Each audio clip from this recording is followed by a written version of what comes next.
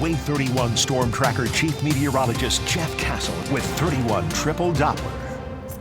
Jeff, you and Derek both talking about it now headed for Cuba. It gets out back over that open water where it's warm water again and it starts getting stronger. Yeah, and that is exactly what has happened just in the last few hours, Jim. The eye has become much more apparent than it was earlier as it was moving back over the water after crossing Jamaica. Let's get you the latest. This is from the Hurricane Center. We got this update at the top of the hour. Winds are back up to 130. That's the maximum sustained winds. That makes it a Cat 4 storm again. The pressure sits at 950. If you remember when this made landfall in Jamaica, that pressure was all the way down to 892. So it did, of course, weaken as it moved over land, but it has started to gain some organization here over this narrow strip of ocean between Jamaica and the island of Cuba.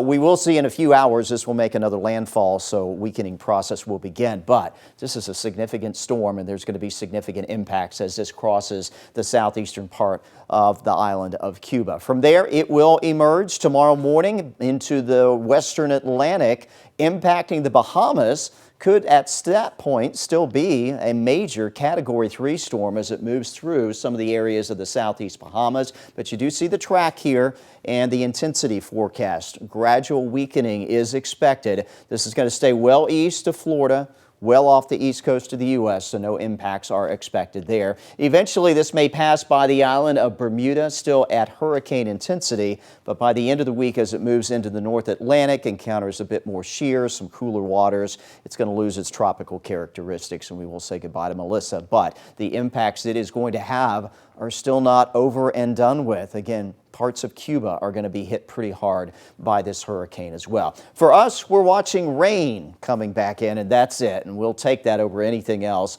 We will see it, though, tomorrow morning. The rain coverage you do see stepping out on your Wednesday likely is going to be widespread, so plan accordingly. Your commute tomorrow morning will likely be a little bit slower. Those rain chances will dip into the afternoon hours, but still some isolated to scattered showers possible into your Wednesday evening before we take you into Wednesday night and early Thursday, and those rain chances really start to drop off markedly as we return to a drier pattern just in time for Halloween and the weekend ahead. Now, the trade-off, though, is we're going to bring back some colder air for those overnight lows. We're going to have to watch Friday and especially Saturday mornings for the possibility for some scattered light frost. So go ahead and be thinking in your head what you're going to do about the plants in particular if you still want to keep those things alive, because that may be a little bit difficult if you don't bring them in or cover them up later this week and into the weekend. There's the rain starting to pick up out in the shoals right now on 31 Triple Doppler. We'll put future radar into motion, and it gets a lot wetter after midnight tonight into tomorrow morning.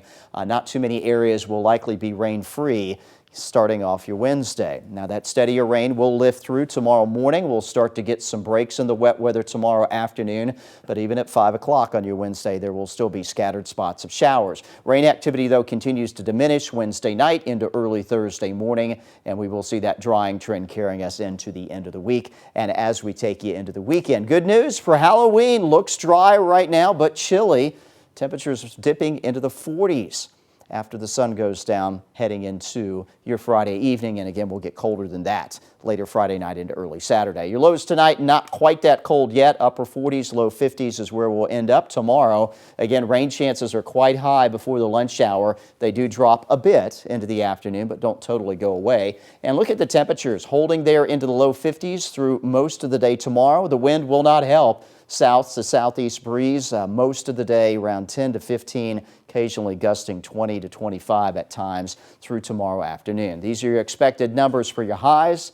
Not all that high as we sit there in the low to mid 50s. Again, your Wave 31 Storm Tracker 10-day forecast does show improving weather by Halloween. Highs around 60, but cold mornings there in the upper 30s. Weekend overall, not bad. We do have a low-end shower chance on Sunday. We'll keep an eye on that, but I'm not real concerned that we're going to have much in the way of rainfall for the weekend. And right now, most of next week, looks like it's quiet. Back into the mid to upper 60s for highs, but chilly mornings will remain in the 40s. That'll be nice. Yeah. Thanks, Jeff. Stick around. We'll be right back.